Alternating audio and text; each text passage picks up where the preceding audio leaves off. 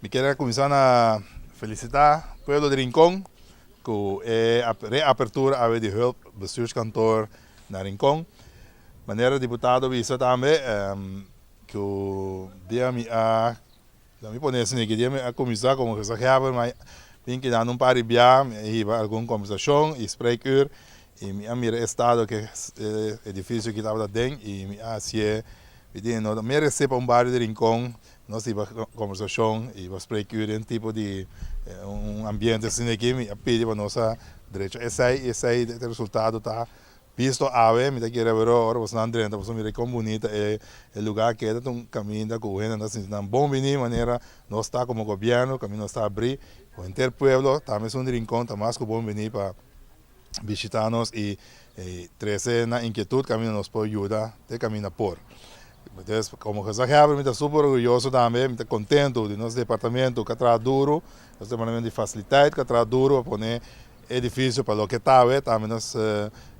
tradona ka mostra na labor e na inzet para o resultado da que você não mira vero mais bonito mesmo e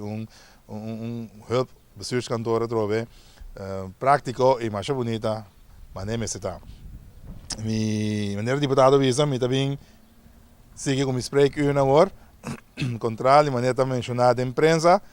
mi lo bem mais promete a sombra da Poneco dia 23, não me dá tempo, mas também uns imãs Poneco dia 16. Então, se sai me 10, não me dá visa, já ver se me dá equivocado dia 16, e dia aí lo me promete, spreekuur trovo na Rincón de nosso edifício novo. Me tampouco que toma mais tempo e depois na tarde, tenho que agradecer você para estar aqui presente e me invitar a turene para dentro conosco mesmo aqui, para mirar como bonita o edifício queda e me espera conosco junto com os colégios para fazer o uso de higiene a benefício do bairro de Rincón. Pensando nisso aí, me quero pôr uma proposição de investir os colégios aqui para me mirar nossos secretários e nossos deputados aí, para muito pronto nós temos nossa reunião de vocês colégios de Rio, vocês cantores aqui, caminho nós vamos tomar decisão mais cortico ainda para o governo de Rincón. Isso aí é algo que amanhã nós vamos atender de nossa reunião de vocês cantores, de vocês colégios, para nós ter uma reunião aqui dentro, para se nós também tornar Rincón e a atenção que merece.